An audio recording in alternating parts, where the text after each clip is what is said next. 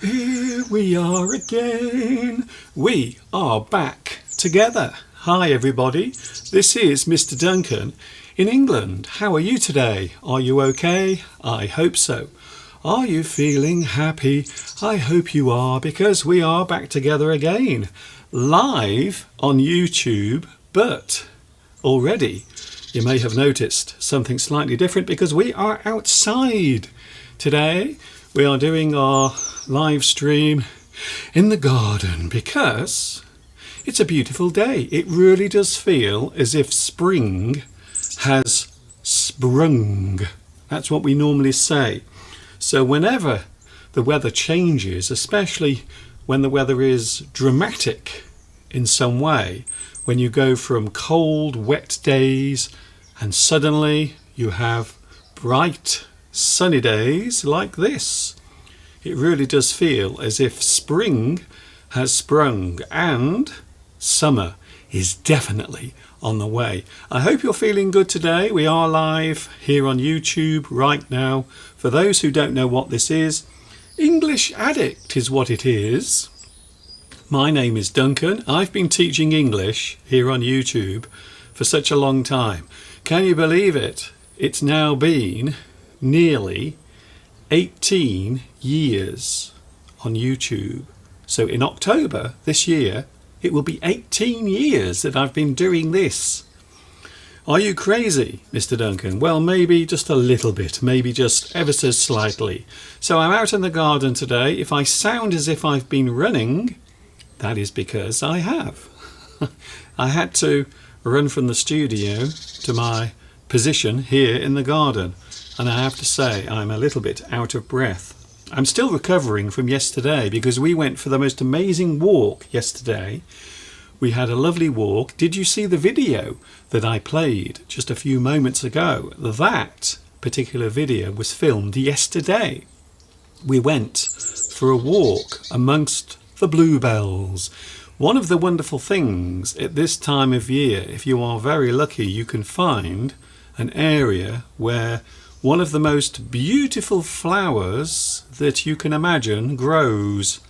Bluebells grow around here. So yesterday we went for a walk, and that is the video that you saw just a few moments ago.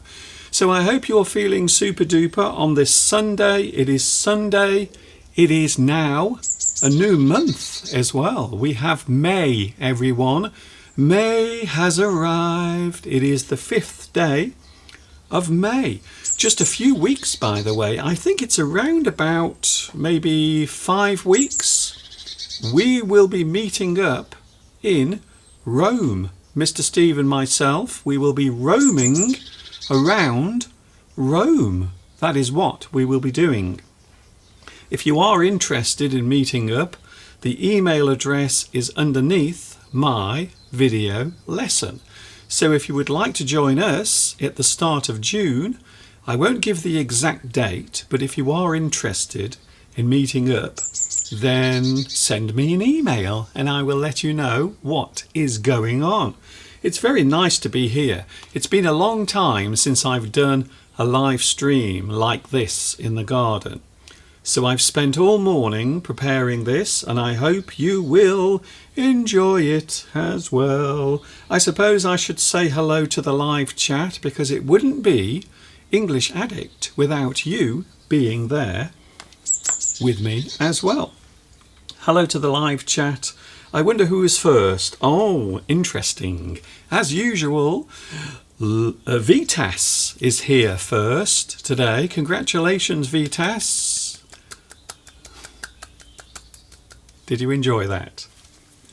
It sounds like buttocks on wet marble. Hello to Valentin. We also have Beatrice. Hello, Beatrice. I hope you can hear me well. Are you in the mountains today? I'm wondering where you are. Are you at home? Are you on the flat ground?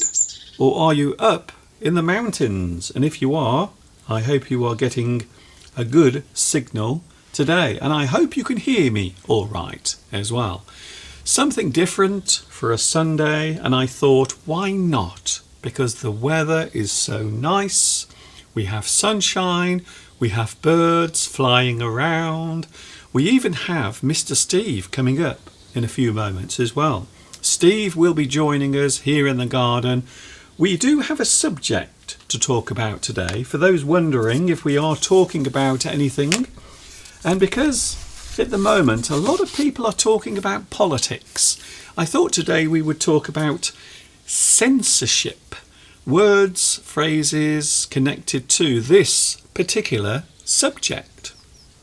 Some might say that it is a controversial subject, but because at the moment, especially around the world, so not just here in the UK, but everyone has gone election crazy this year. I think it's over half of the planet, half of the countries, or almost all of the countries, the major countries around the world are having elections this year. So we had some local elections a couple of days ago, and lots of people have been getting very excited about that. Also, maybe later this year, this is breaking news, everyone. Later this year, there might be a general election here in the UK. So all of that looks as if it is about to be announced, because the government at the moment has suffered quite a big defeat in the local elections. So I thought it would be a good idea to talk about this particular subject today. Words and phrases connected to it. Maybe you have had your own experience of censorship, maybe some sort of control over your freedom, maybe freedom of places to travel to or to visit, or maybe your freedom of expression as well. We often talk about a person's freedom of expression.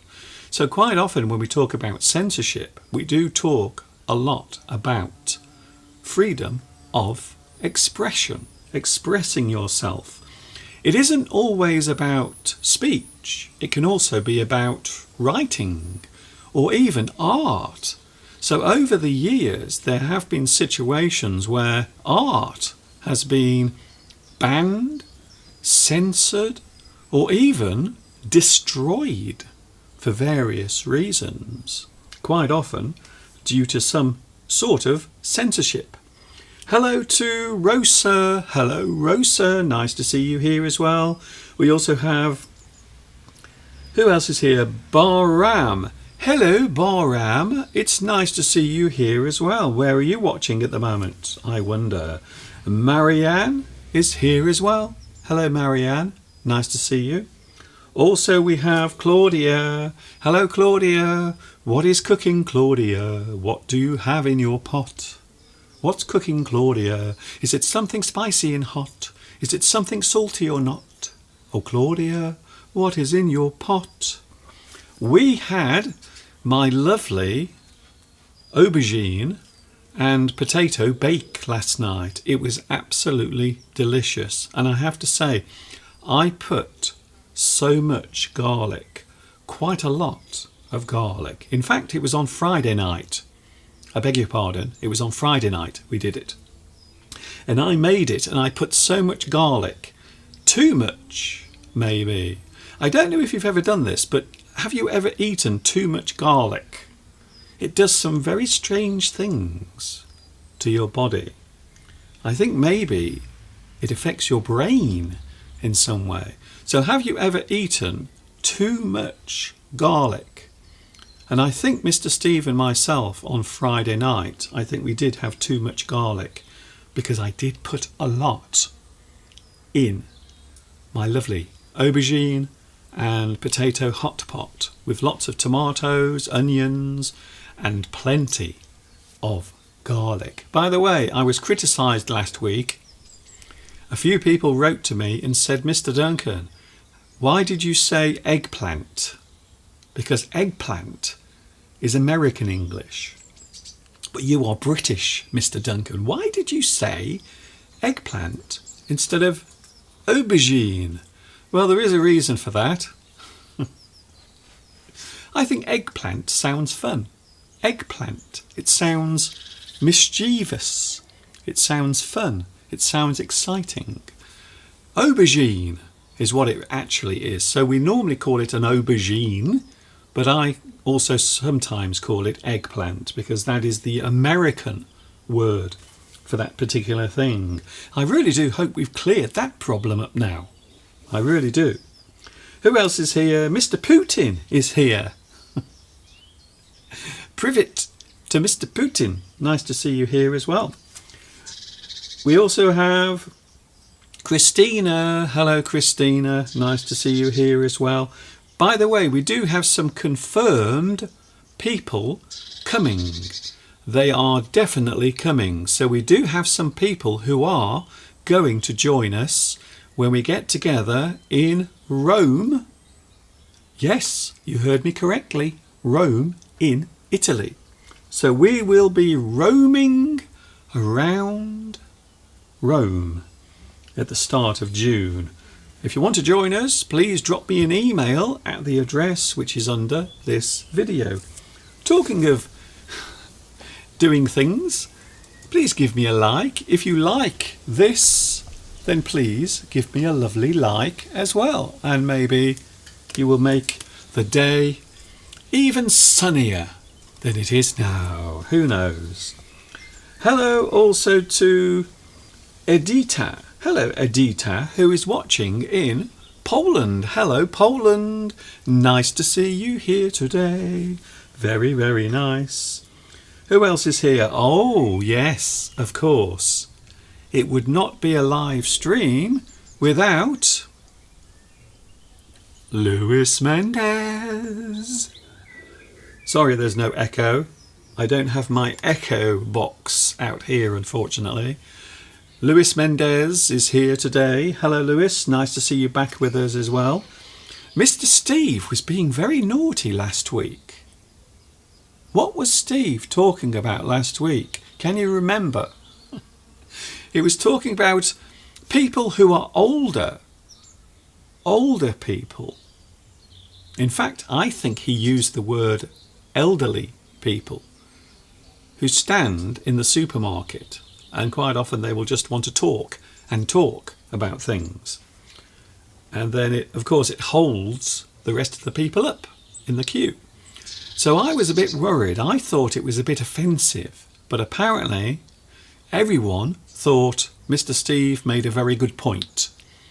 So for those who were worried, including me, that Mr. Steve had been offensive last week, he hadn't. So everyone sort of agreed with Mr. Steve that sometimes if you are in a hurry and you are buying something from the supermarket and there are people in front of you who are going very slowly, maybe they are not packing their shopping away, or maybe they keep talking to the person who is behind the checkout, it can be rather annoying. So yeah, I was really worried.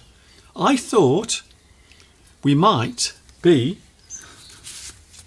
censored. I thought maybe last week there might be some censorship because Mr. Steve was being very naughty. We will be finding out in a few moments what Mr. Steve has been up to. We had the most glorious day yesterday walking around amongst the bluebells. If you want to see the video, it is now available on my YouTube channel. Who else is here today? I want to say hello to Rosa Celia. Hello to you. It's nice to see you as well. Giovanni Rivetti. I will pronounce it in my own special way. I'm sure Mr. Steve will pronounce it in his special way later. Hello to Bangtan Boys. Hello, Bangtan Boys. Are you a group? Are you a musical group? Are you a pop group? It sounds like something maybe from South Korea. One of those boy bands from South Korea that you can never escape. Whenever you go on Twitter or any of the other social media sites, there are always pictures and memes featuring all of the K-pop boys. Hello also to Zudzika. Hello Zudzika, nice to see you as well. Mr. Steve will be with us in a few moments from now, so don't worry. Francesco says, you have generated an important diplomatic issue by saying eggplant. How can you mean to figure it out? Well, this happens sometimes.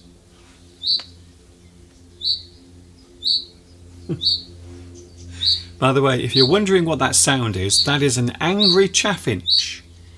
That chaffinch is getting angry because I am disturbing its feeding time. So that sound you can hear is not a squeaky wheel, it is actually a chaffinch, male chaffinch. And he's not very happy, let's just say. But yes, sometimes you can say things. Maybe an innocent comment. Maybe something that you don't even want to offend people with. It is possible sometimes to say things that might offend people. So you do have to be careful. It does happen quite often in politics. In politics, people will often say things by accident. They don't mean to say it, but they do say it.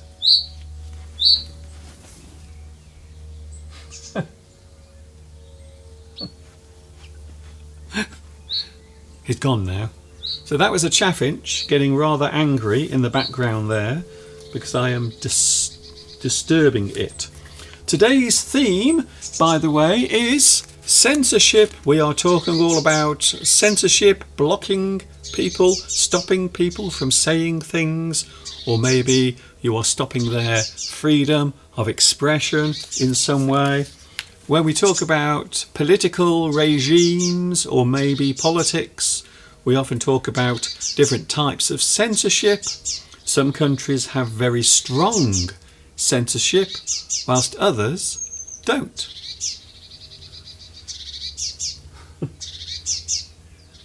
Another angry bird. So that particular bird is actually, I think it's a blue tit. So there is now an angry blue tit. Sorry, I'm doing a live stream. I'm ever so sorry.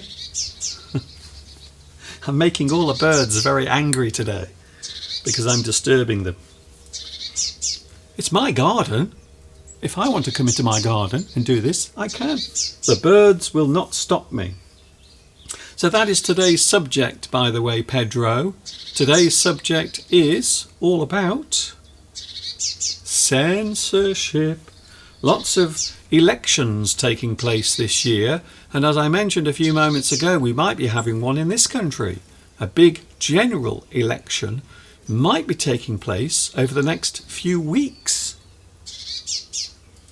We will have to wait and see what happens there. Who else is here? Maruzio. Hello, Maruzio.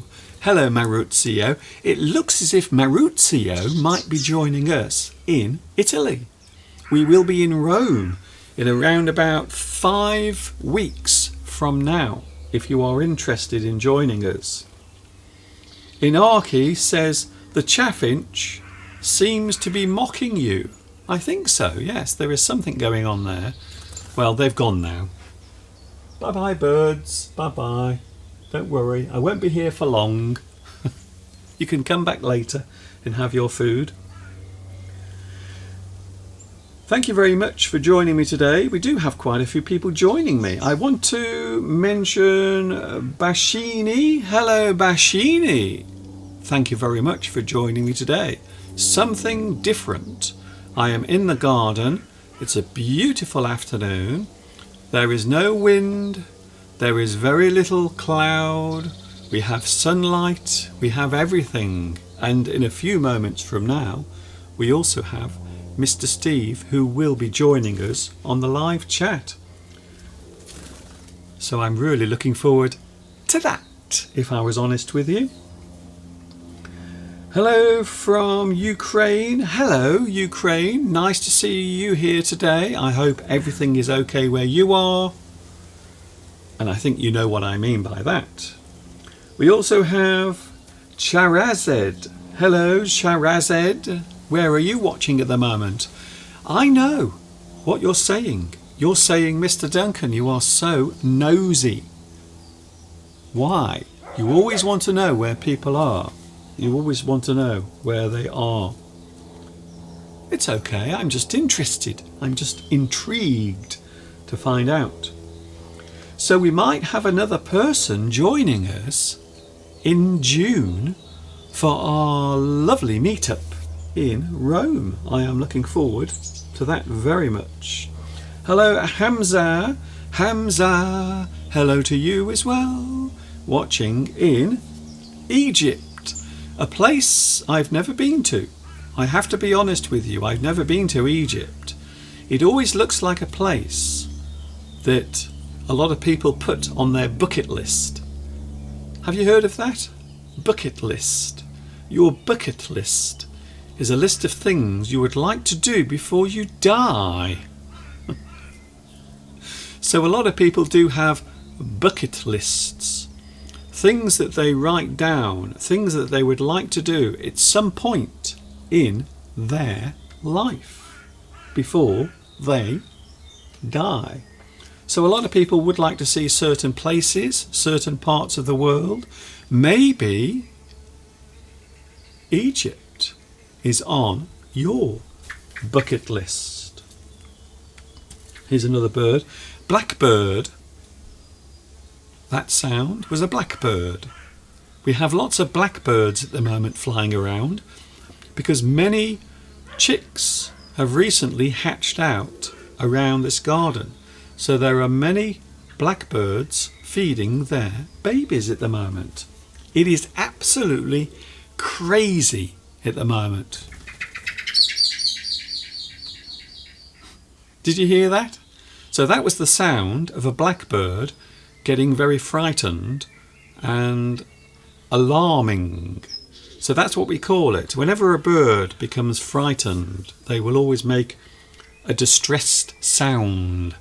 And that was just the sound of a blackbird feeling very distressed. But don't worry, I'm not harming the birds.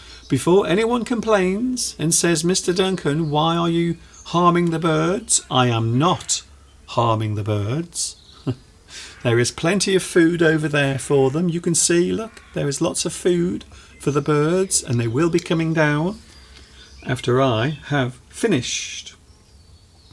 Who else is here? I don't want to miss anyone out. And then hopefully Mr. Steve will be with us as well in a few moments from now.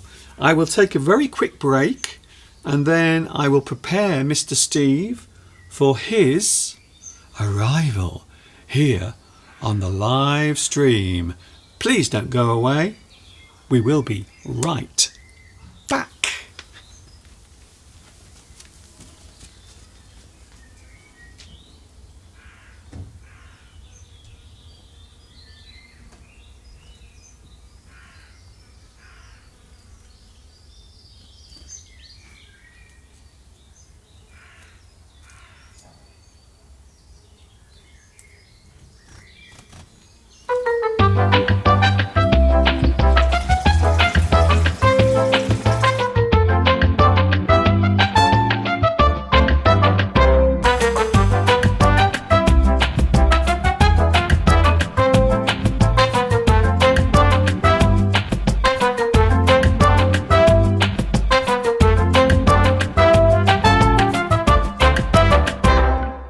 I'm a big boy now.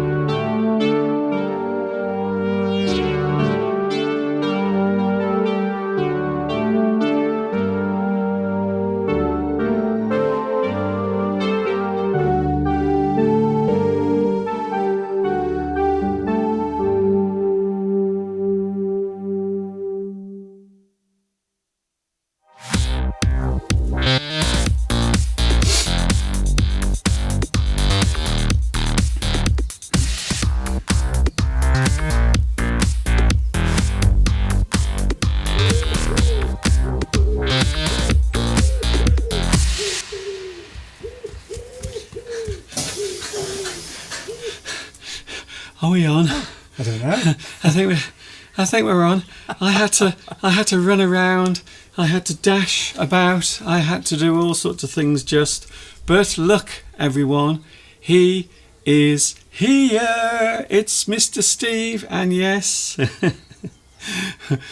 he's here live, and we are in the garden. For those wondering what is going on, we are in the garden. You can go over a little bit, Steve. There we go. Look at that. There's plenty of Bossing room. me about already, Mr. Duncan. I'm not bossing you around.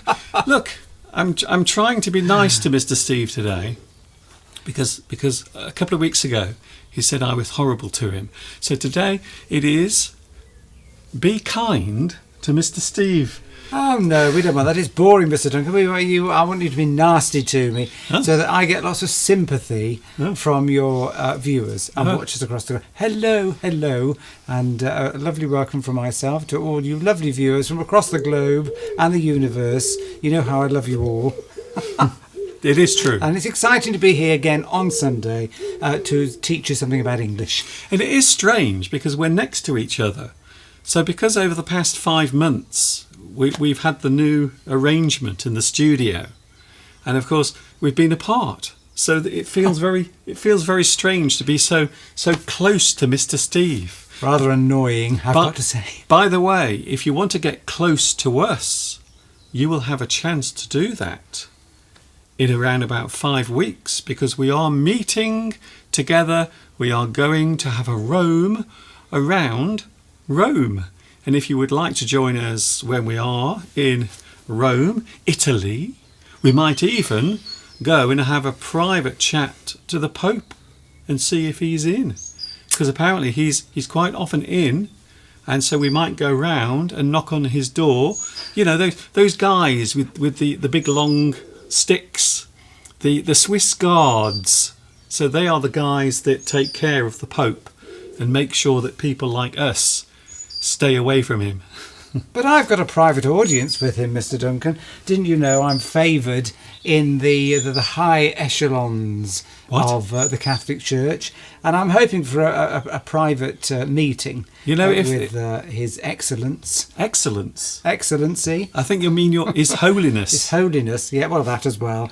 Yes. I doubt it, though. I don't think we're really, I don't think they're down with, We are not Catholic material, let's just say. Let's just leave it at that. By the way, have you got your ring on? Yes. Ah, yes, you see, you thought I'd forget. Talking of which, yes, Mr. Steve is wearing his... Hello to everybody, yes. It's busy today on the live chat. It's very busy. Giovanni is on. Hasn't been on for a couple of weeks, I noticed that. You see, I notice these things when people aren't there. Does he know about our upcoming trip? Well, I've mentioned it twice. Well, I'm just wondering whether he's twigged. Twigged. If you twig something, it means whether you understand. There's a good phrase, Mr. Duncan. Have you twigged something? Have you twigged? It means do you understand? Twig, a bit like a small piece of wood. Twig. Yes. Twig. So twig can be used as a verb. It means you suddenly realise something. You twig something. You suddenly realise. So maybe you have realised that you will have a chance to press flesh with us. Ooh. Well, it's the weekend, Giovanni. Surely you're not working at the weekend. Or are you such a hard worker that you'll be working all over a weekend? Anyway, if you want to, email Mr. Duncan. He'll tell you the dates. Yeah. We're not announcing it here, but Mr. Duncan will tell you when we're going to be in Rome. Yes, because you know what it's like being famous like us. Yes. On the internet. There are some crazy people who might want to do something to us for Jodie Foster, you see, because it happened to Ronald Reagan. If it can happen to Ronald Reagan, it can happen to us. I think No, I think so. We're not leaders. I don't think anyone's particularly interested in, Anyway, we mustn't talk about that. That's a bit negative. Yes. Well, people, where are we today? We're in the garden. Where are we? We're in the garden. And somebody said they heard a cuckoo. No, it'll be pigeons. Pigeons. It's too early for cuckoos. Why, we heard one yesterday, though, on our long walk. We heard a cuckoo. Really? Yeah. No, that's a woodpecker. A woodpecker. Yeah, that's what I meant, a woodpecker. Woodpeckers and cuckoos are completely different birds. I'm still trying to be nice to Mr. Steve, even though he's just getting everything wrong. Well, you know, it's strange being in this position out here. It feels alien. Something feels alien to you. I'm teaching English, you see, Mr. Duncan. Something alien. It feels unusual. It feels, you feel uncomfortable. It's not quite what you're used to. The opposite. Just like if you met an alien, you would feel uncomfortable. So if this environment feels alien to me, is a phrase you can use. Yes. It means that you're not where you usually are, and you feel uncomfortable. It's maybe a little scared. The birds have gone silent. That normally means there's a catastrophe on the way. Well, I think it's because we're here. So you are right. There is a catastrophe on the way.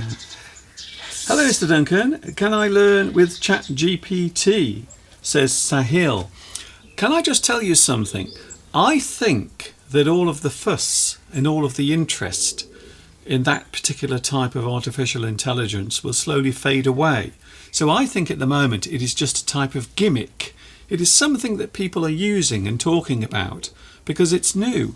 But I think over time, and this is something I've always said, people prefer to have real human beings talking to them.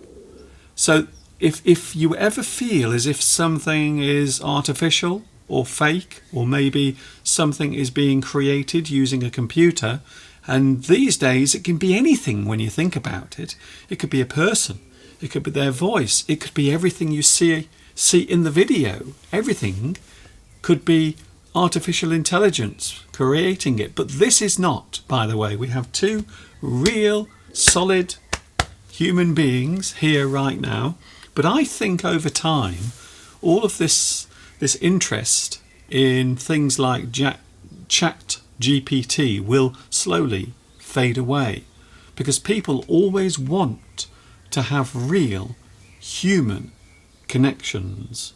Whatever it is, even if it's through the internet, it's still more reassuring if you can talk to a real person, a real human being. And that is what I believe anyway. But I think those types of things, and of course there are many different services on the internet that you can use to help with your spelling and your pronunciation. I suppose one of the most popular ones is Rosetta Stone, and also another one is Grammarly. A lot of people use Grammarly, and that also uses AI as well in its programs. But I think, to be honest with you, people always want to have real human interaction. So if you feel as if something might be fake, Mr. Steve, or something might be artificially generated, I don't think it's the same thing. I think people will feel as if it's not genuine. You really do want to speak to someone or have contact with someone or watch something that has been made by a person. Yeah, well, which is why, of course, all of you want to meet up with us in Rome. Maurizio Lanucci says that they're busy, but they might be with us in Italy. Just send an email to Mr. Duncan. He'll let you know the dates that we are there, and then what will happen is you'll get into we'll form a group, and then we can communicate with each other. Yes, just send me an email. Send you an email, and we'll go from there. The email address is underneath this actual live stream. Even if it's only for half an hour, it would be worth it. Yeah, to hug and kiss. You will have a chance. You will have a chance to meet up with us, and you will find out just how tall I really am. Hello also to, we have Saturino is here today. Hello Saturino, I was wondering where you were. Nice to see you here as well. Today we are talking about censorship. Now this is something that I think is a good subject. It's a big subject, I know, but because there are many elections taking place this year, we had some local elections take place a couple of days ago, and to be honest with you, it did cause a lot of excitement and also a lot of disappointment as well for certain people. So it looks as if we might be getting a general election here very soon. In fact, today I was noticing on the news, people seem to think it might be coming much sooner than we think. So we might be voting for a new leader of this country in maybe just a few weeks from now. I think it will be when we're in Rome.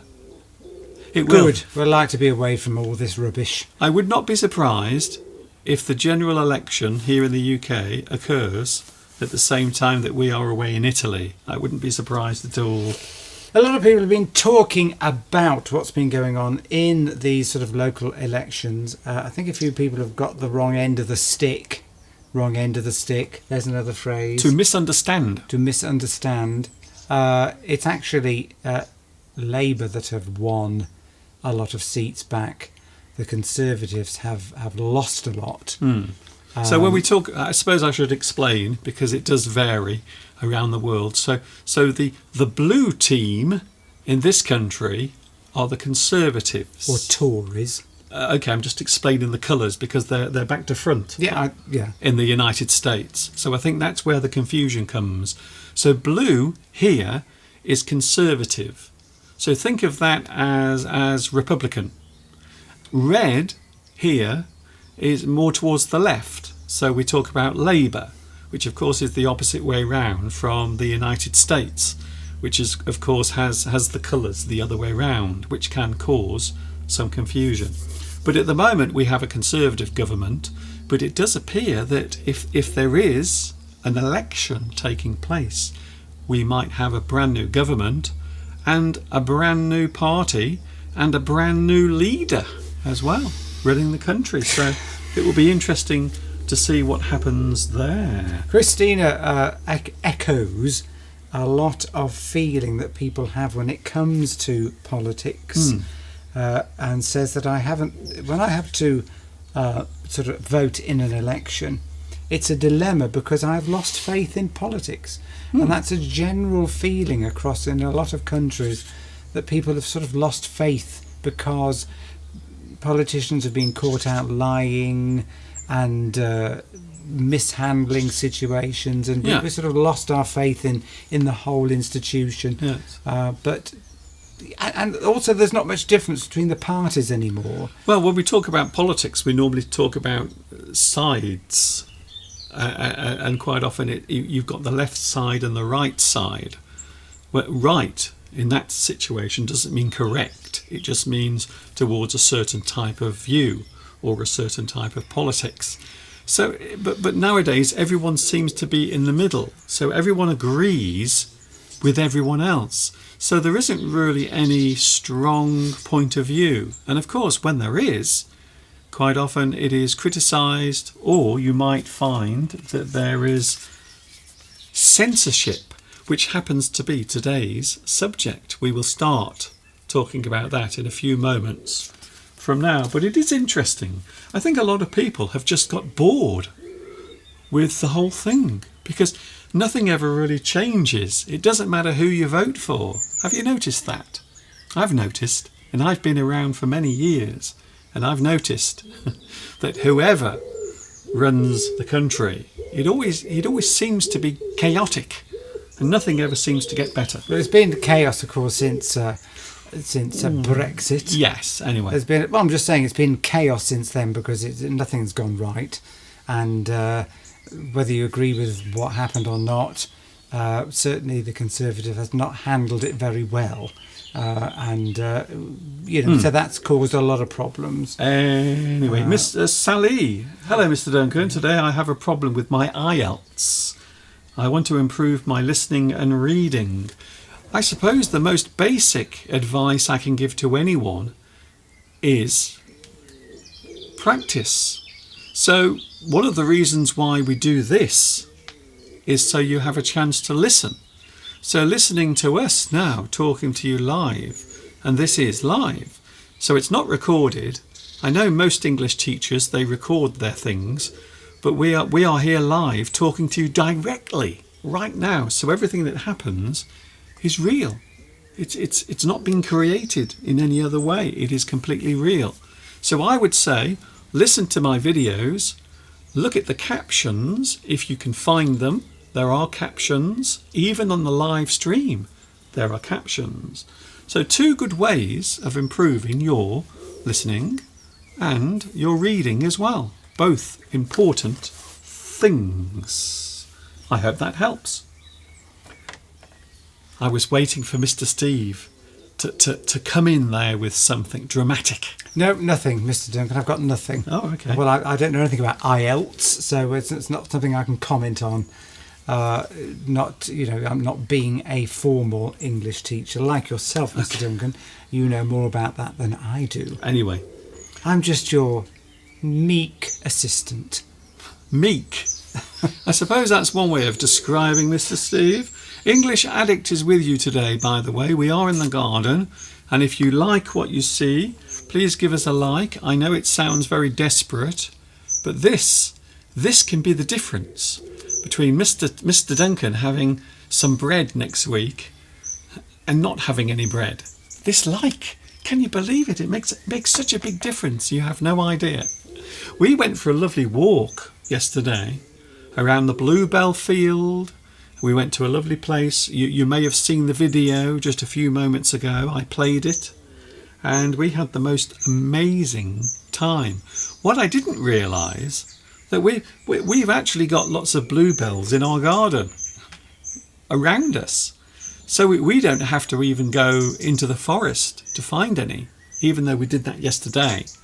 But we have bluebells in the garden as well. Isn't that amazing? But, we've only got a few compared to what we saw yesterday, which was a carpet. It was amazing. A carpet of bluebells, obviously a lot.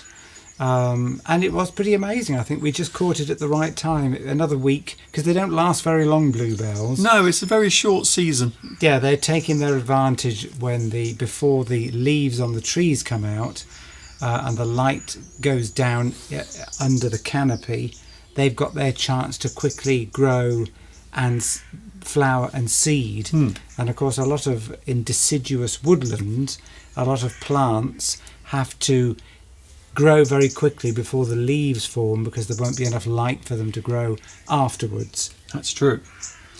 So that's what we were doing yesterday. I was talking earlier, by the way, Steve, about bucket lists. Have you heard of a bucket list? You mean a list of things that you want to do before you die? Yes. People have, bucket lists. Do you have I'm just wondering if you have one. No, I don't. I don't have a bucket list. I don't have one. No. There's things I want to do, but it's not like I'm going to have this list of things and tick them off. Oh, I've done that. I've climbed Everest. I've been to the 2,000 leagues under the sea. What? I've cycled from Land's End to John O'Groats. People do this, don't they? They want to visit lots of countries. It's normally things they want to do, such as an activity of some sort, or maybe a place they would like to go to, something they would like to do before they can't do it anymore. I suppose travel has always been a big part of our lives, certainly since we met. Mr. Steve is the first person that I actually travelled to another country by plane with. So the first time I ever flew on a plane was with Mr. Steve, and I have to say it was the most amazing experience, and I was so glad that I got to share that magic moment with Steve, because it was. And we went to Corfu, a beautiful Greek island. That was many years ago, by the way. I think almost 30 years ago. Probably more than that. Yes, well, I think it is. I think it is about 30 years ago since we went to Corfu. That's incredible. I can't believe it. Can I just show something to Giovanni? Ooh. Okay, this is probably not going to go well. Ooh. There we go. Try not to knock everything over. That's the dahlia. So for those wondering about Mr. Steve's dahlia, it's just coming up. There it is. There we go. I've had to put slug pellets down because the slugs keep eating the leaves. Please don't drop this on my foot. I'm covered in dirt now. Thanks, Steve. That was excellent. So I've put it outside. The frost has gone. So now it's safe to let it grow in the garden. And hopefully we will have lovely blooms. Flowers. Blooms. Probably around sort of August time. Yeah. Giovanni says, if you are afraid of flying, the best thing is to have a best friend. That is true. Can you imagine flying by plane and being on your own, and maybe you are terrified but you have no one to hold on to? Do you remember that time we came back? I think it was when we came back from Paris, and the plane was bouncing all over the place, but we weren't sitting together, were we? That's true. We were apart, and there was this lovely lady who was sitting next to me, and I was getting really upset because the plane was going all over the place. It was very windy. With the turbulence. And I was a little afraid. But this lady, she kept holding my arm and my hand, and she comforted me. And I thought that was lovely. The care, the love and care of a stranger is an amazing thing. No, Saturina, that is the dahlia plant. Because I showed that because Giovanni asked a question about it, and just to show that that's just what it looks like when it's first coming up. Yes. It does look a bit like basil, you're right, but it's a dahlia plant, and it will grow and grow. It'll be very, very tall, probably about 4 foot tall, and it'll have lovely pink-red blooms. Pink-red? Sort of pinky red, sort of scarlet. A scarlet colour. Well, Giovanni is very pleased. He's very pleased to see that your dahlia is doing well. Oh, Giovanni's got some as well. Yeah. Let's say half of that. Right, okay. Great. So we can compare our flowers, our blooms, when they're out. Do send us a picture. You can email Mr. Duncan. But we've got a few months to wait before we see the flowers. We have a while. Unfortunately. I would imagine they will come out whilst we're in Italy. You probably were able to put yours out earlier than us, because I would imagine that I think you do get sometimes frosts in Italy, but certainly we have to be careful because dahlias do not like the frost. It kills them, so I can't leave them. Probably in Italy you can probably leave them in the garden all year round, but we can't in the UK because the frost kills the bulbs or whatever they're called underground. Yes. So the root underground will perish. It will rot because of all of the frost. But so we have to dig them up, and then we have to put them back in the ground. But they're lovely though. Vitas says the rhododendron has already bloomed in my garden. Yes, you see, it's not come into flower here yet. No. Ours, I think, another couple of weeks. Yes, well, I think ours has a bit longer than that. No, the rhododendron I'm on about. Oh, the rhododendron. Oh, yes. Oh, Mr. Steve, I wish we could have shown the rhododendron in the garden. Oh, my goodness. It's gone crazy this year. It's gone crazy. I will definitely film the rhododendron as the flowers come out, because this year I think it's going to be quite spectacular. So yeah, it's gardening time, and in fact at this time of the year in the UK, as winter has ended, spring is in full swing, as we say. If something is in full swing, it means it's really going well, doesn't it? Like a party is in full swing, it means everything's happening, everyone's talking, it's the main sort of part of it. So spring is in full swing, but what you've got to control yourself in the garden is the weeds, because if you're not careful they grow like mad. Anyway. And you've got to get rid of them. Anyway. I'm getting thin. I've just noticed. As I'm standing here, I can see myself on the camera, and I'm sure I'm losing weight again. Let's say thinner. Okay. Look, I've been so nice to Steve, and now he is insulting me. So can we just have this for the record, that I'm being nice and Steve is insulting me? Just so we are all sure of that. Thank you very much. But I think I am. I think I've lost a little bit of weight. You know what? I think I will be wearing my super tight jeans when we are in Rome. I think so. That's the end of the live chat there, I think. How many kinds of flowers do you have in your garden? Christina, how many flowers do you have in your English country garden? There are lots, actually. Well, it's not many flowers. Flowers, I suppose, well, when you say flowers, I suppose you mean plants. Well, if it is flowers, we're not big on flowers. I prefer sort of shrubs and bushes. Yes. And I don't know, I wouldn't like to count them. We've got some roses. We've got a nice rose here There are a lot. that somebody gave us when we did our little, last year. There's a nice rose there. We'll show the photos of that when that comes out. I'm not picking that up because it weighs a ton. That weighs a lot. It's huge. I'm not picking that up. I've only just repaired my back, which is better, by the way, for those wondering. My back is better. So I am almost 100%. Saturino has basil and rosemary on her balcony. Do you use it for cooking? Do you cook with it? I would imagine you do, because I can't imagine why you would have them otherwise. Rosemary, of course, goes very well with lamb. There are also names as well. They are. A person can be called Basil, A man. or a person can be called Rosemary.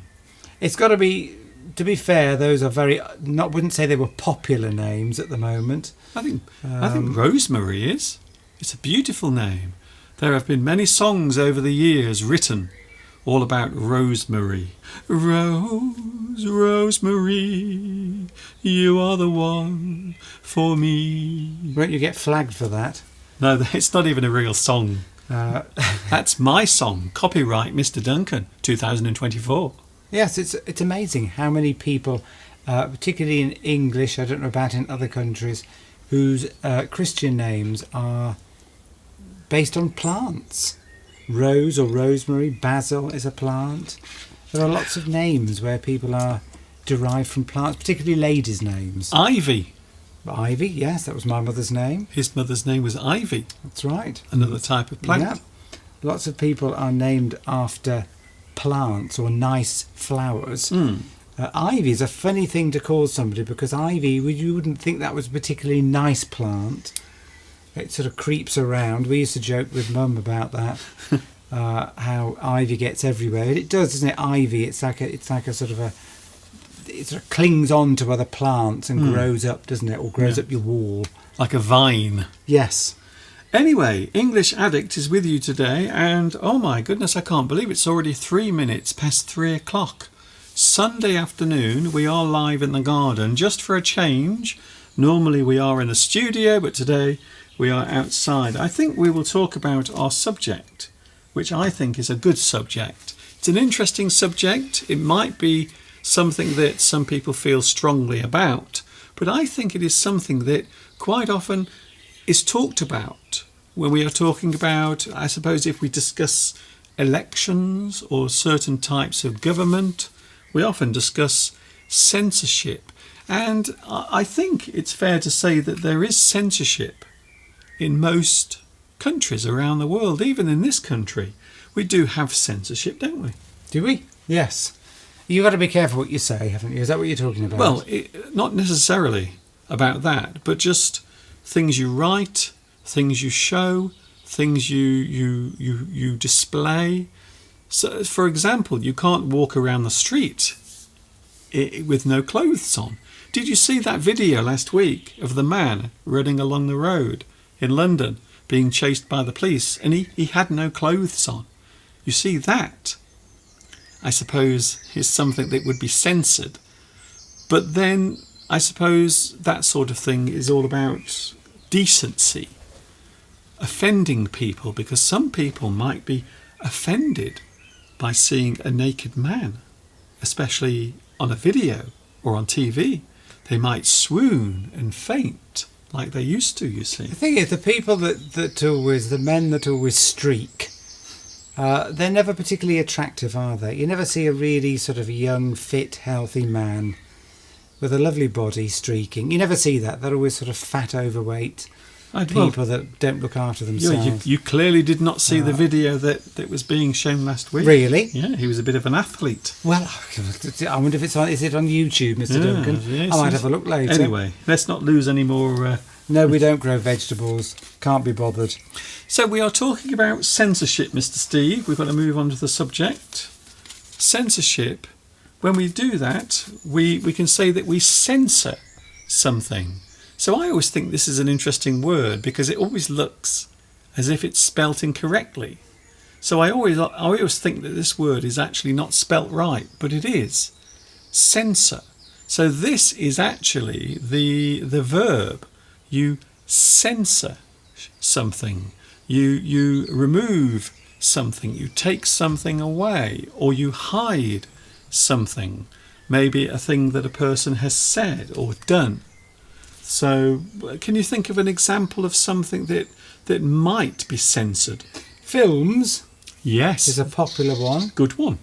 There is a censorship board for films, isn't there, to make sure that films that the public see are up to whatever the standard is or whatever is allowed, Yes. particularly for different age groups. So quite often films that are for teenagers or older people, they might start from 13 years old upwards, so over 13, and then you have to be accompanied by an adult. But I remember growing up, the films that everyone wanted to see were the X-rated.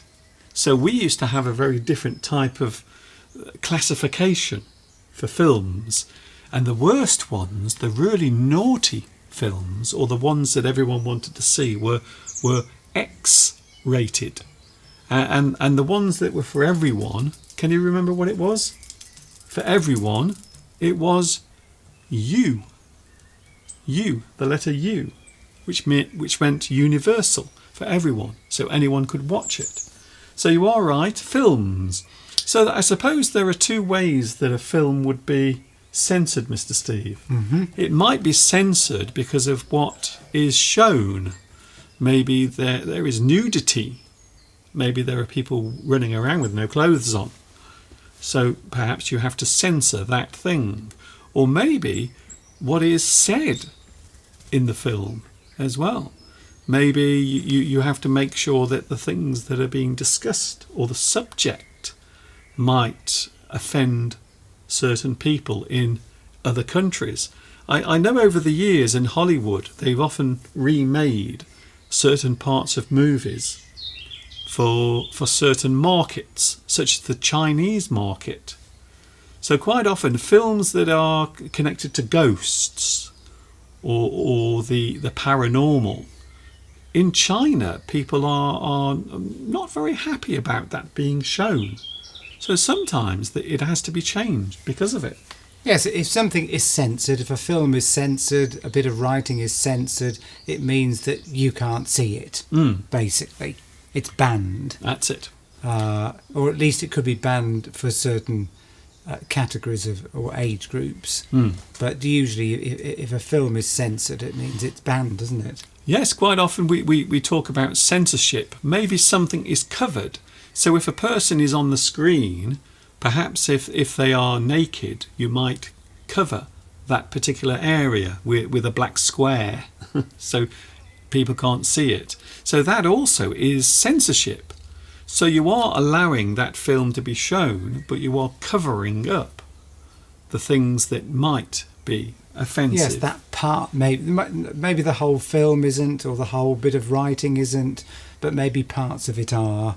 And so part of it would be censored, so you can still show the whole film as long as certain bits are cut out. Yes. And you would say that those bits have been censored, have been removed due to, I don't know, public decency, or it might not be nudity. It could be the subject itself. Yes, or swearing, bad language. Swearing, bad language. Like on here, you see, because we are always swearing. We're always being censored. We're always being censored.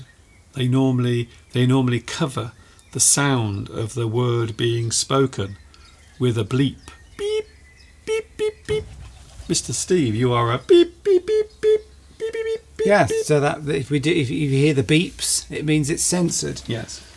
Comes from Saturino, says that the word censorship comes from the Latin to assess. Yes, to censere, I believe it is, and it means to assess. You are deciding on something, maybe the validity of something, or maybe whether something should be shown or not. So that is kind of where the word censor comes from. You are deciding, you are making a decision about a particular thing.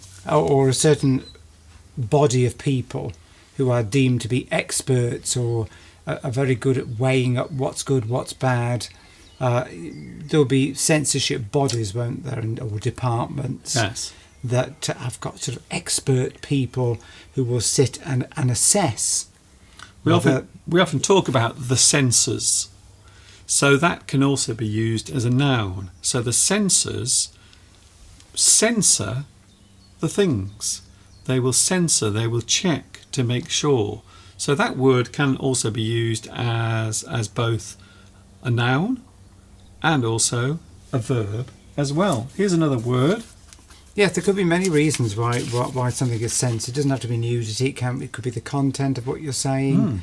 It might be against, just might offend people. If something, if you do something that could offend people, particularly if you offend certain religions and things like that, might end up being censored. Politics, political films. I remember many years ago there was a film called, I think it was 7 Years in Tibet.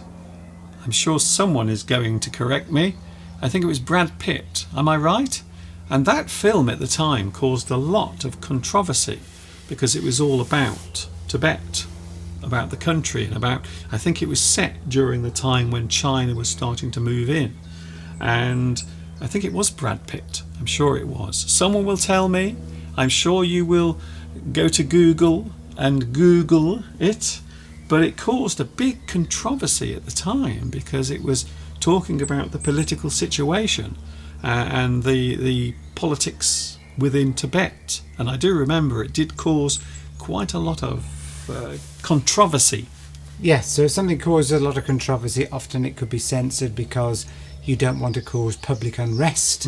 So something like that, or political unrest. Yes. So often people weigh up the situation, look at it and decide whether that is deemed to be suitable for public consumption.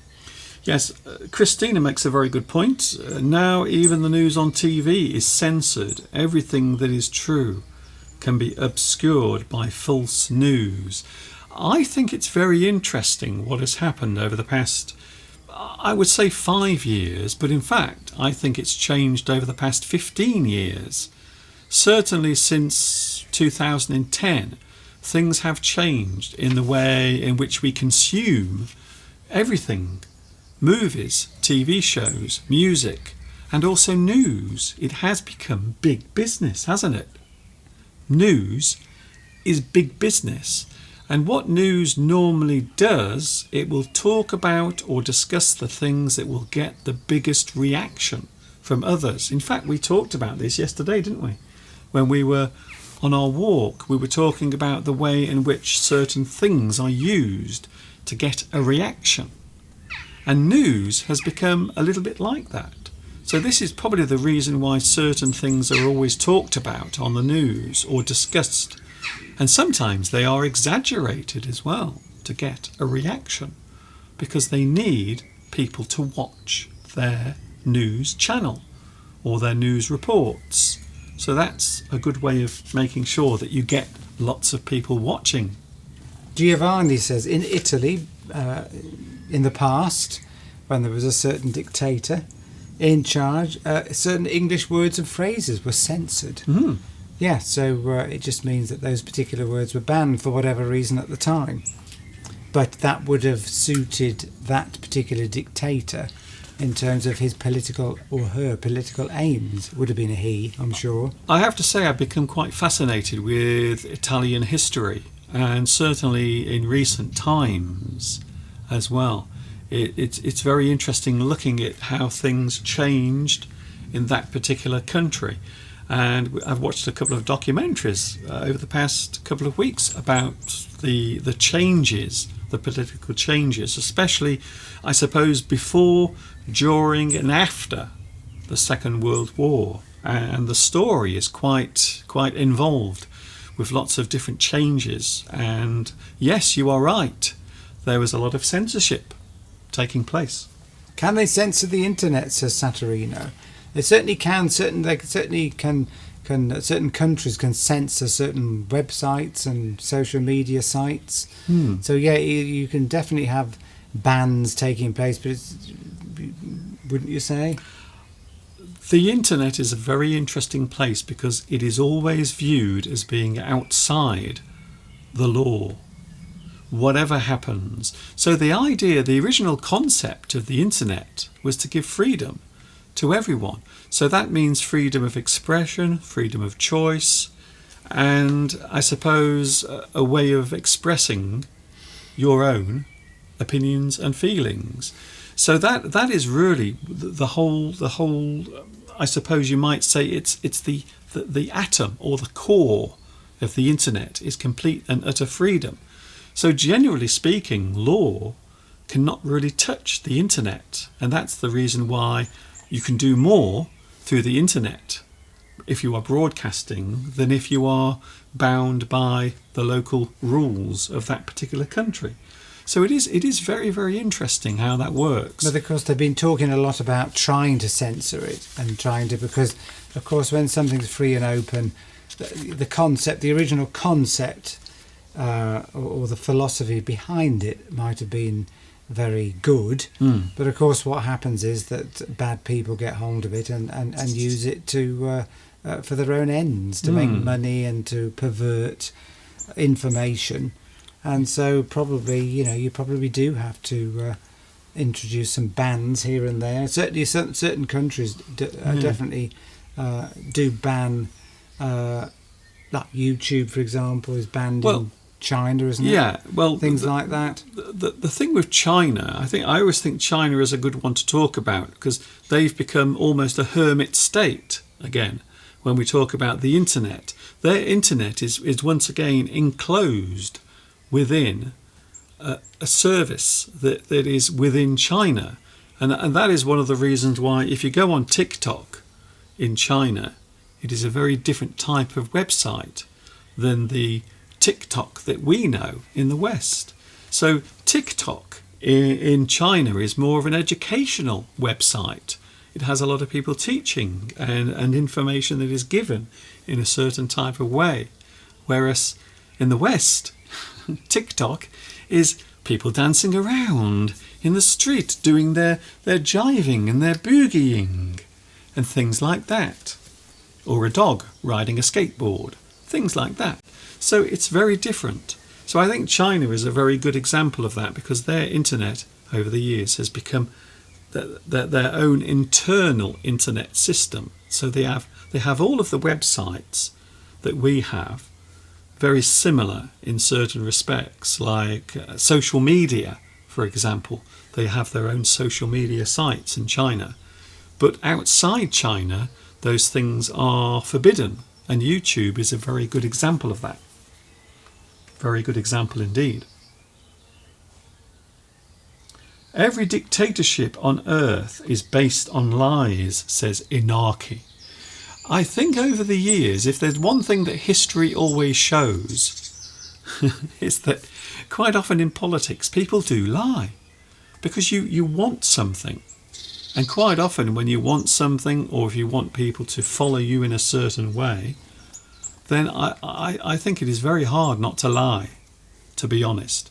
So I might sympathise a little bit with people who are in power, who might have to change things or manipulate things, but I suppose it depends how it's done and what the effect is.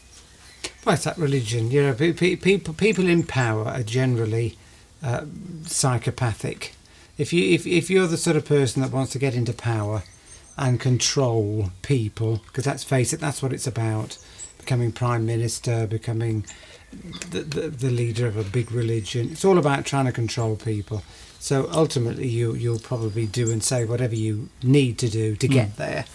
I think another thing as well with the psychology of a person who wants to be a ruler or to gain power is basically about ego, but also being remembered as well.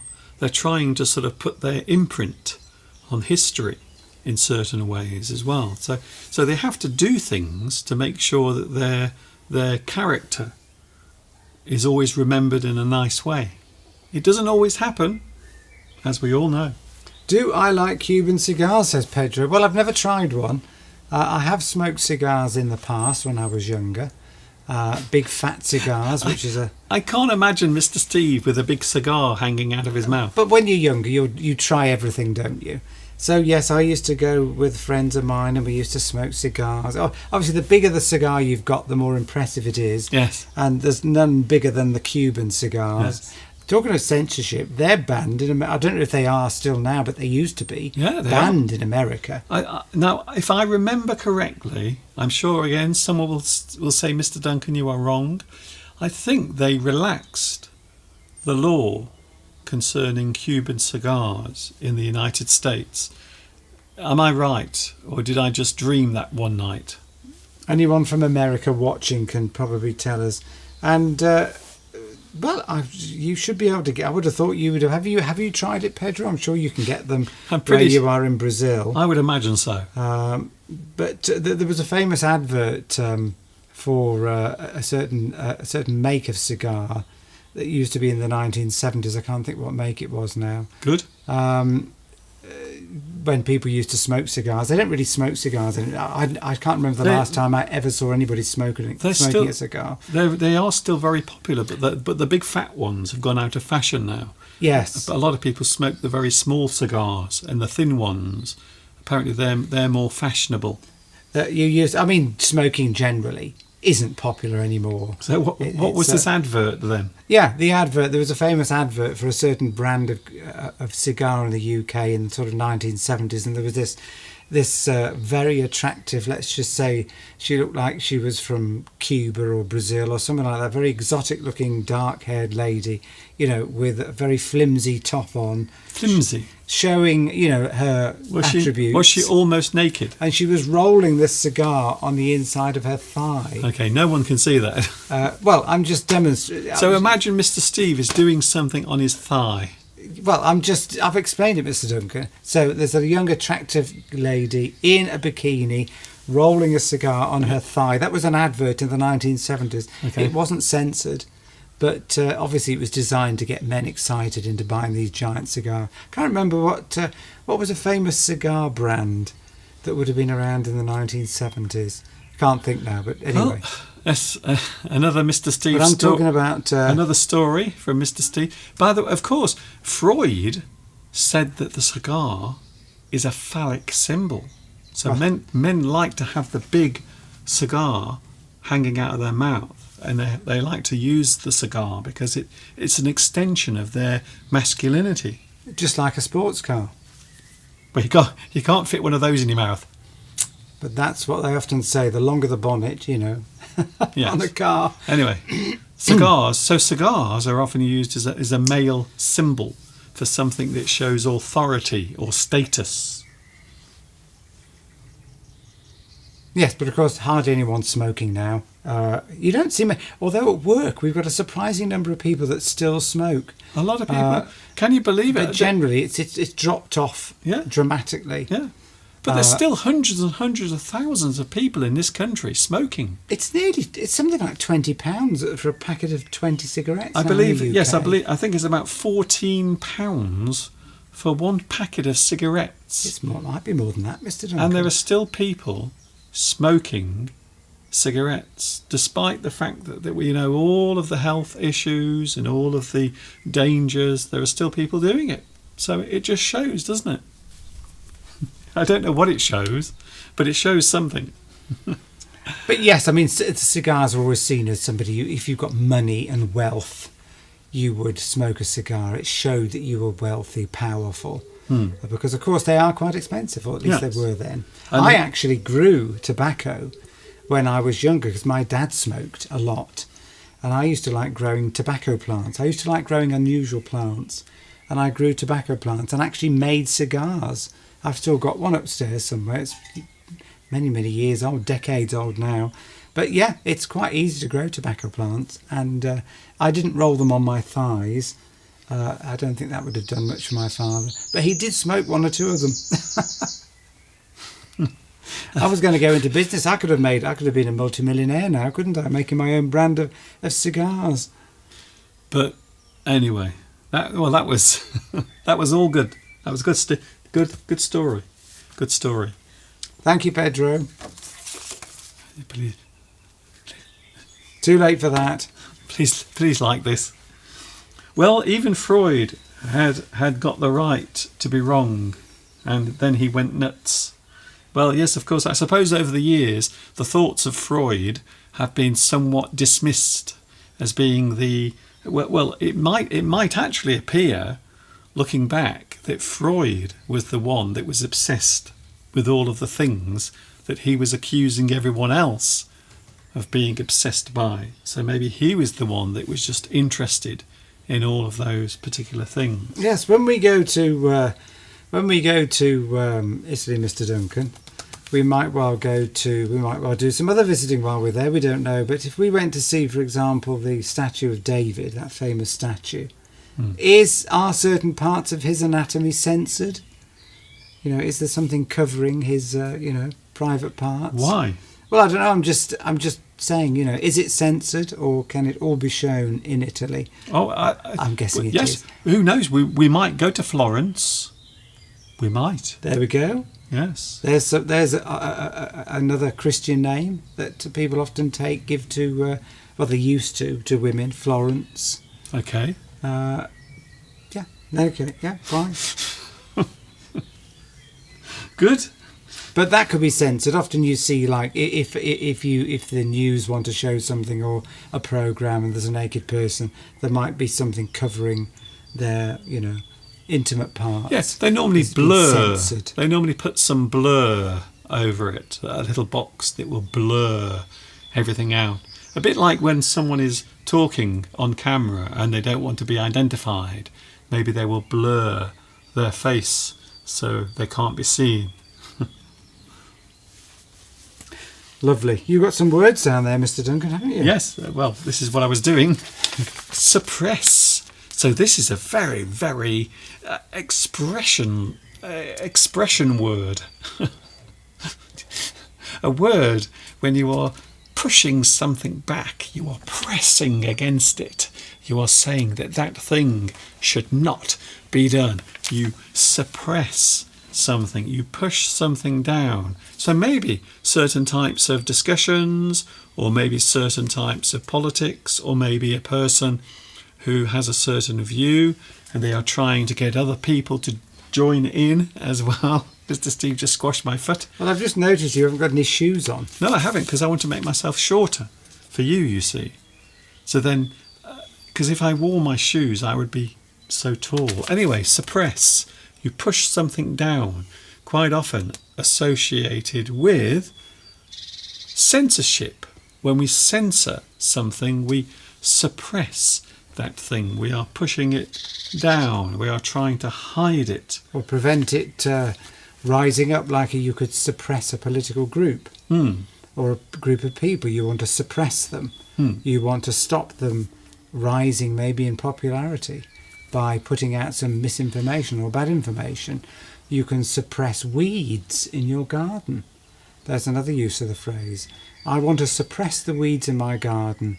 You might put some matting down or some bark over your garden, and that suppresses the weed growth. It stops something happening. In this case, weed growth. So another word we could probably use is control. So control can be used for censorship and also for Mr. Steve's weeds as well. You are trying to control a certain thing, and quite often censorship will be used to control something. You can control freedom, but you can also control Mr. Steve's weeds in the garden. You are trying to make sure that those weeds don't take over the whole garden. You want to control them. Weeds, control. That's a big word. We could use that in a number of different ways, couldn't we, Mr. Duncan? There's all sorts of things you can control. You can control your heating in your house. with a little thermostat. You can control the temperature of your house in general. There's lots of things you can control. It just means you've got some way of adjusting Yes. what you want to achieve. Yes. It could be a whole manner of things. Yes. To take control of something as well. You take control. Maybe you are controlling a certain type of vehicle. You take control of it. You steer. You're in charge. Shall I take control of this live stream, Mr. Duncan? Is this how you fly an airplane? Is that it? Is that how you... Because I've always seen that on TV. When people fly aeroplanes, they seem to be doing that sometimes. And I'm wondering why. Because they don't go round corners, do they? Like in a car.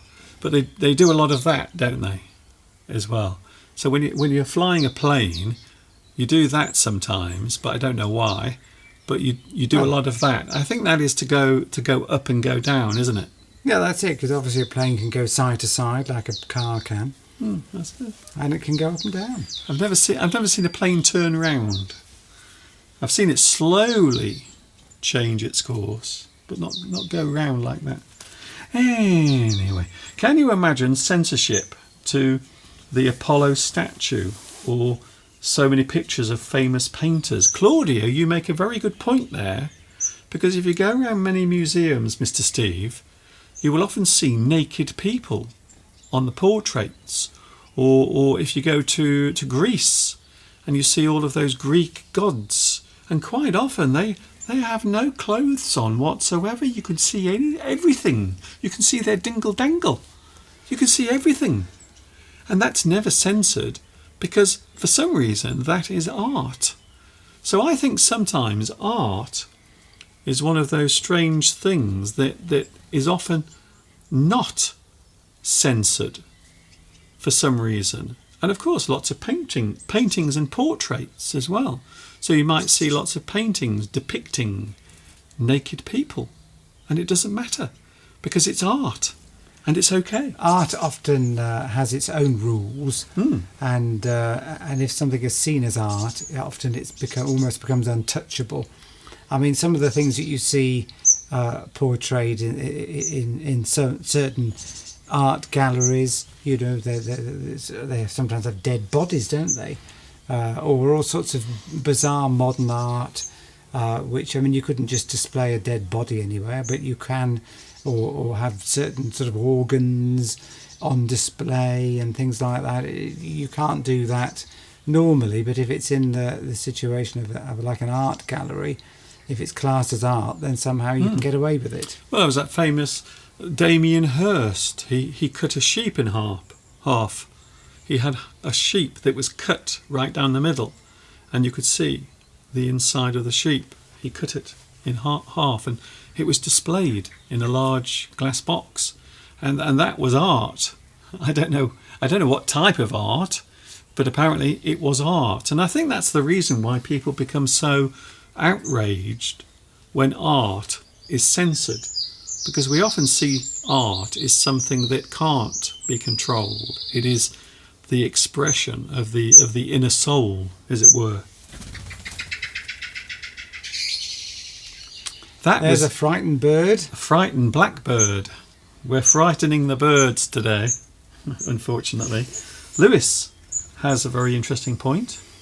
When I arrived in France, the newspaper Le Monde belonged to the journalists. It was my paper. It was independent. It could say things against the power or in favour. But today it belongs to a billionaire. I can tell you now that's very similar to here in the UK. So many of our big newspapers are owned by multimillionaires who want to use that newspaper to express their own points of view. I suppose most people think of Rupert Murdoch.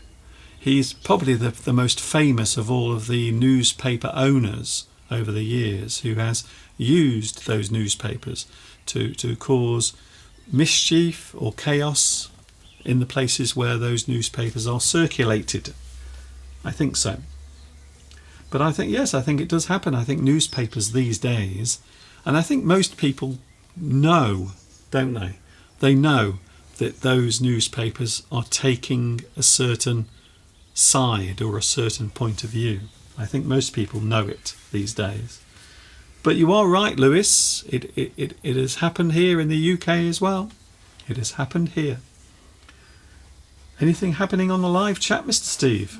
We've discussed most of it, I think, Mr. Duncan. Huh? Yes. Yeah, I think we have. Vitas is saying, Mr. Duncan, do you remember the statue when you were in Paris? Oh, yes. Well done. Well done. Yes, there was a big statue above where we were standing when we did the live stream, and the man had no clothes on. And it was just above me, and I was looking up, and it was like there, hanging down, looking at me. So every time I looked up, there it was. It was saying, hello, hello. Good memory, by the way. Very good memory. Have you got any more words, Mr. Duncan? I have. I've got about another 50. Well, that's it, because we haven't got long, so we better get through them. That's okay. So, I like the way Mr. Steve has suddenly become the producer. Hide. You can hide something. So to hide something away. You can conceal. So I suppose hide or conceal can be a form of censorship. Maybe something that perhaps people in power don't want other people to find out about. Ooh, they will make sure that that thing is hidden. They will try to hide that thing. So you might say that censorship sometimes is just making sure that people don't find out certain things, maybe embarrassing things. Because we all, you know what it's like, we all like scandals. We all like a nice scandal.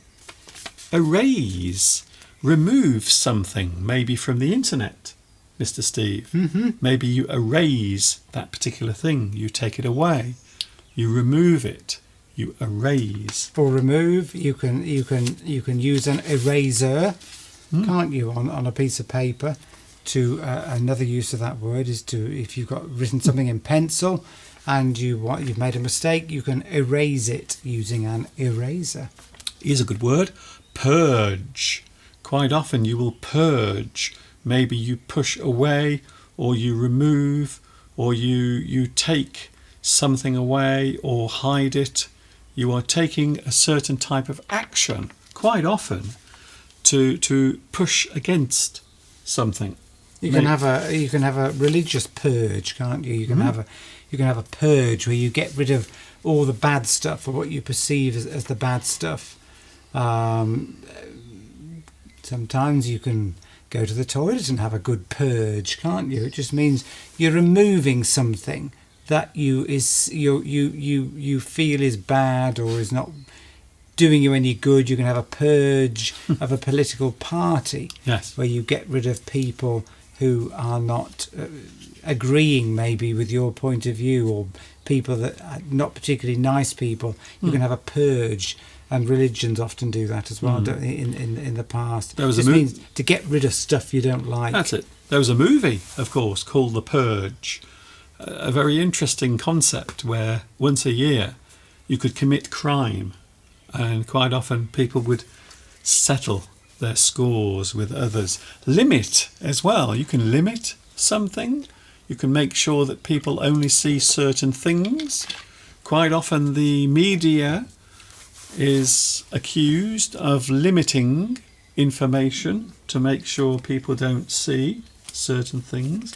I suppose we can have this word as well. Limit, yeah, limit. It just means you can only do so much with something, doesn't it? There's like a speed limit. So it means that your car can probably do 150 miles an hour, but you're limited. You can only go up to a certain speed, like 30 miles an hour in a town, or 70 miles an hour on a motorway, for example. So it's used as a noun and a verb. So the noun is the limit, it's the level. But as a verb, you are controlling something. You limit something.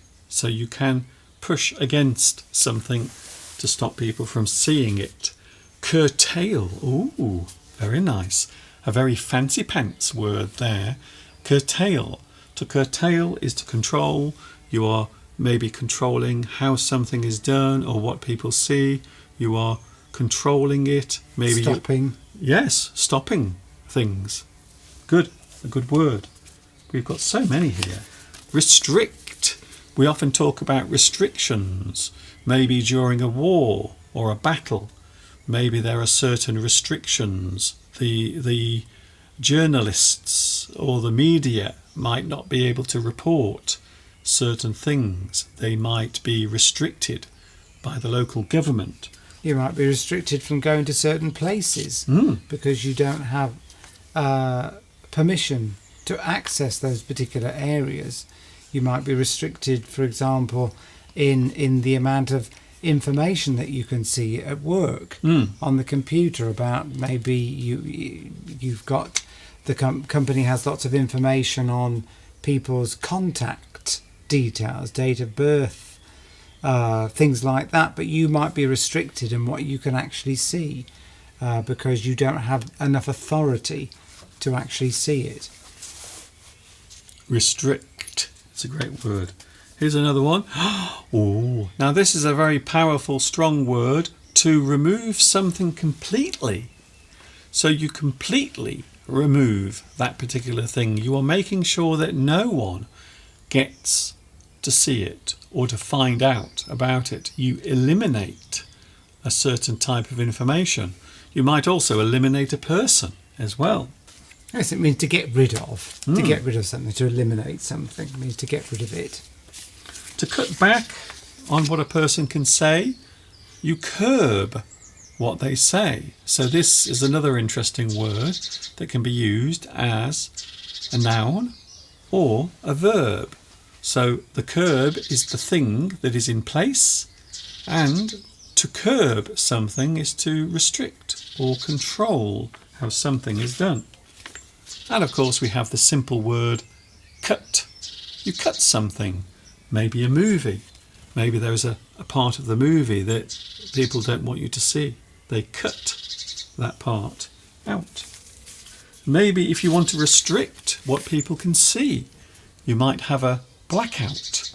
So this means you are disconnecting one thing from another.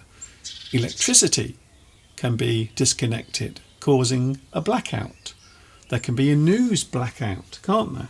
Where reporting about a certain thing is not allowed. Maybe there isn't enough information on something that's being reported, so they have a news blackout until they've got more information and more facts instead of speculating about something. Although these days with 24-hour news, we don't tend to have blackouts. They just tend to speculate until they do know what the facts are. That's true.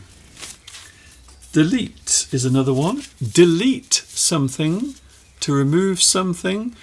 Quite often these days, if maybe you have an angry morning and you're feeling unhappy, you might put something on the internet in a moment of anger, and then later you will delete that thing because you realise maybe you went too far with what you said.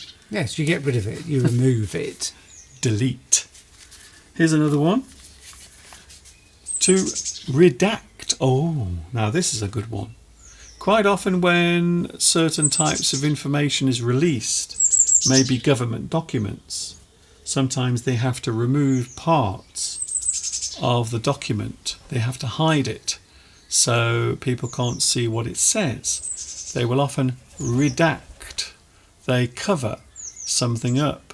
A thing that is being shown is covered up or hidden. You redact. Because it might be that you want to protect certain names of people. Often when they release documents that were previously classified documents, you will see that document, but lots of it will be blanked out because they've redacted certain information, because it could be sensitive and it could contain people's names or something that could identify people and it could affect their safety. In fact, it could also be top secret information. Obfuscate is another word we can use to cover something up, to hide it. You obfuscate. Now there is a word I haven't used for a long time. You obfuscate something. Isn't that a great word? Ban. There we go. Straight away we know this word. Ban. Ban smoking. Ban drinking. Ban women driving cars. Ban Mr. Steve and Mr. Duncan from YouTube. You ban something. You stop that thing from being allowed. A book might be banned. It just means that it's not allowed for people to see it. I think this is the most common when we think of censorship. Ban. Because you stop that thing from being done. You are controlling it, or you are taking the ability to do that thing away. That book has been banned, that film has been banned, usually because it might cause public unrest. Outrage. Here's another one. Wipe. Now there's an interesting thing. To wipe something, you are normally erasing a certain type of media, maybe a tape, or maybe you are removing information from a certain document that is stored electronically. You wipe that data, you wipe that video, you take it away, you remove it so it can't be seen. Just as if you wipe the surface of a table with a cloth, it removes something from that table. Here we go. So we've got some positive ones now. Before we go, we have some lovely positive words, Mr. Steve. Openness. So when we talk about the opposite of censorship and control, we talk about openness. The openness of a society or a country. The openness. The ability to speak freely, or the ability to have very few restrictions on what you can say and do. Which varies a lot from country to country. We often see ourselves in Europe, in America, as being a very open society where we can freely express our views, although quite often we feel these days that maybe we can't always express our views, and that there are certain parts of society that are trying to control what information goes out. But I suppose that's always been the case. I think so. There's always been a certain amount of misinformation, information that is given out that might be misleading in some way. Here's a nice word. We're ending on something nice and jolly. Freedom. Freedom. The freedom to do, the freedom to move, the freedom to speak, the freedom to express. But you might believe that in this country, in the UK or in England, there is a lot of freedom of expression. But there are certain things you can't say or do, certain things that might create a feeling of fear or terror, or something that might be attacking another group of people unfairly. So even in this country, there are certain types of control. But generally speaking, we have relative freedom. Two more, only two more. Choice. To have the choice, to have the ability to choose between certain things. Maybe if you turn the television on at night, you might hear one point of view. But then you can turn the channel, you can retune your TV to another channel, and then you will hear another opinion, the opposite opinion, or a different opinion. So choice. Although these days in the UK you often don't get that. Most mainstream TV news is quite left-wing biased, and so you tend to get much the same opinion no matter what channel you're watching. But we have got a new channel called GB News, which is tends to take the opposite view. I think it's just to be fair, by the way, just to be balanced. I think quite often the BBC has been criticised over the years, normally for being both. At some points they are described as being left-leaning, but other people say they are right-leaning. So I think it does depend sometimes on a person's own point of view, where you can hear things being said, and then you will assume that is the only thing that they will talk about or the side they take. But I think sometimes the BBC is criticised unfairly. However, there are also moments and instances where the BBC have definitely shown certain bias towards a particular type of view. Finally, Mr. Steve. Ah, there we go. For all the French people watching, liberty. A lot of people think of that when they think about French, the France culture, the French flag, liberty. Yes, Lady Liberty. And of course, that's the reason why the Statue of Liberty stands in New York, because of the support that the United States gave to France. And the Statue of Liberty was given as a gift. Liberty, freedom. The freedom to express, to move around, to have complete. Women's liberty, women's lib, a movement in the 1960s to give more equality to women in society. And Claudia talks about when she worked as a teacher, she was banned from wearing trousers. Yes, so that's it. Quite often styles of dress could be banned, and of course we know in certain countries, certain religious countries, then there are restrictions on what people can wear.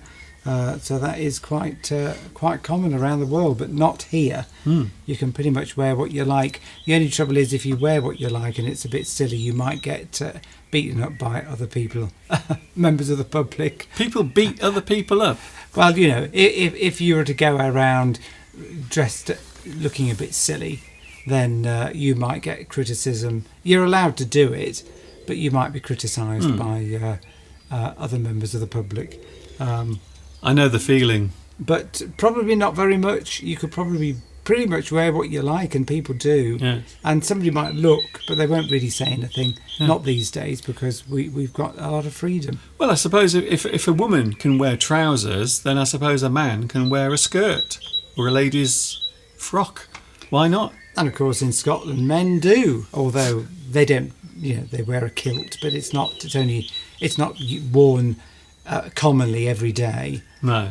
It tends to be just worn at certain sort of ceremonial times. It can't be very nice in the winter. I would imagine the cold goes straight up the front and you end up with a very cold cassock. That's supposed to be very good though, isn't it, for you? What's that thing sporran. I beg your pardon, sporran. The thing that hangs down at the front on a kilt is called a sporran. There's nothing worse than a cold sporran in the morning. Anyway, that's almost it, Mr. Steve. I can't believe it. We're done. Time for a cup of tea. Yes, do you have your energy today? I'm fine, Mr. Duncan. Yeah. Can I just let you in on a little secret? Just a little secret.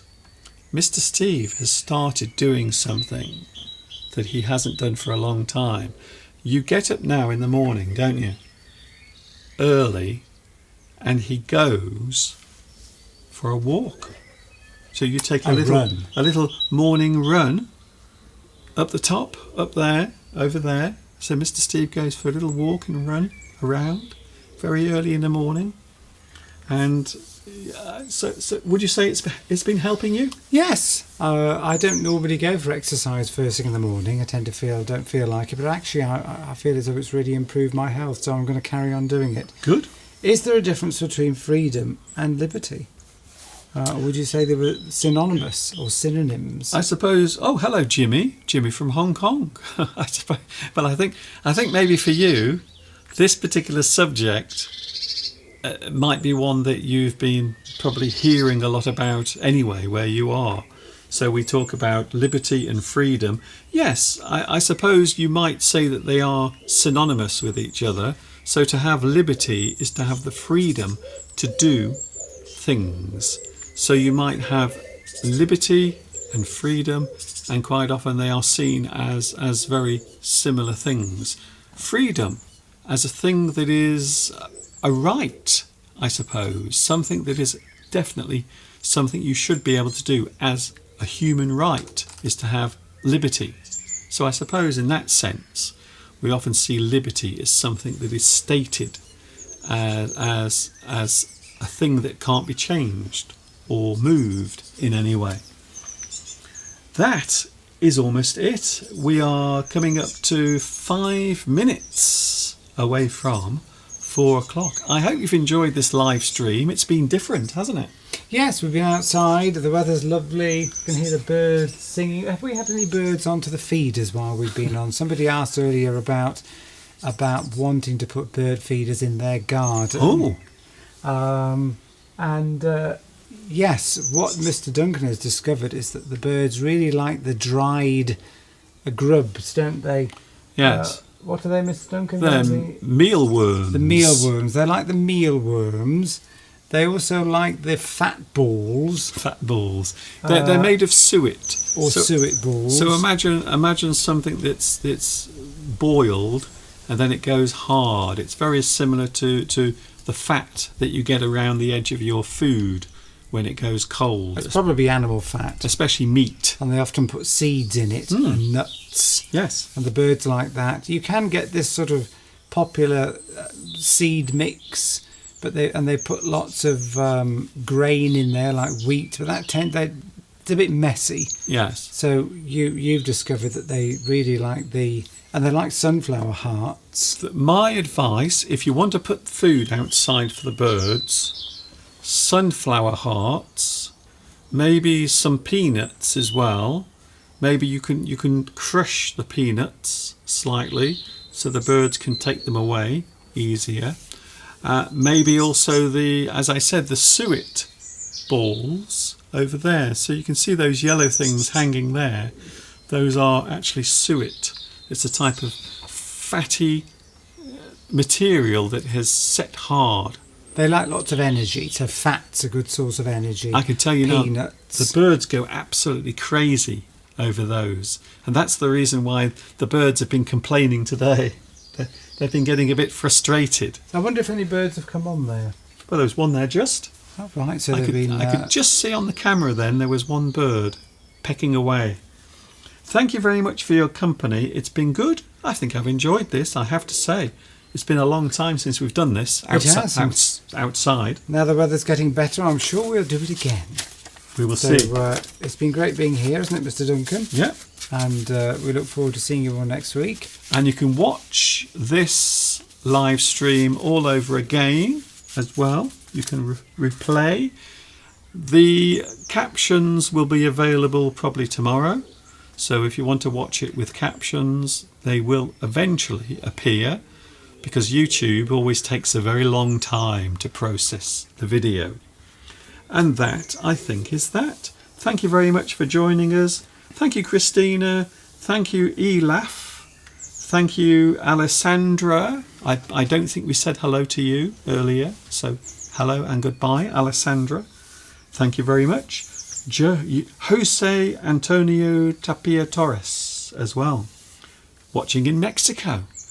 Catch you again later. We are back next Sunday, Mr. Steve, aren't we? We are indeed, yes. And so look forward to that.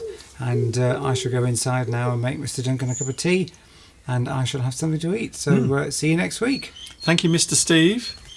Shall I wander off? You can wander off, because I have no buttons to press.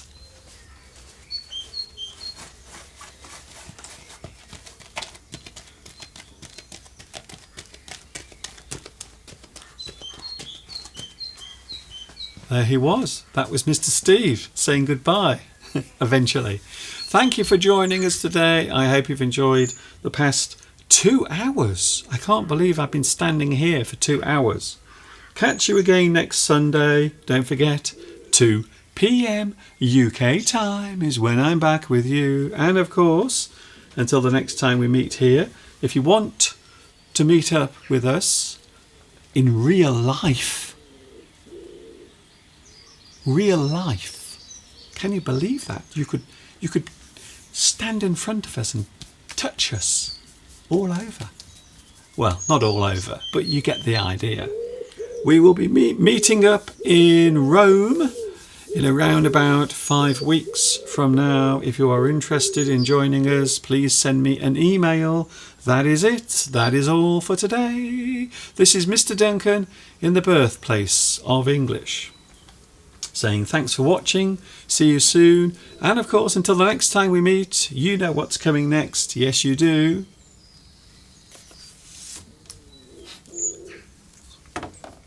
Stay happy, keep that smile upon your face as you walk amongst the human race. And I will see you next Sunday. And of course, you know what's coming next. Yes, you do.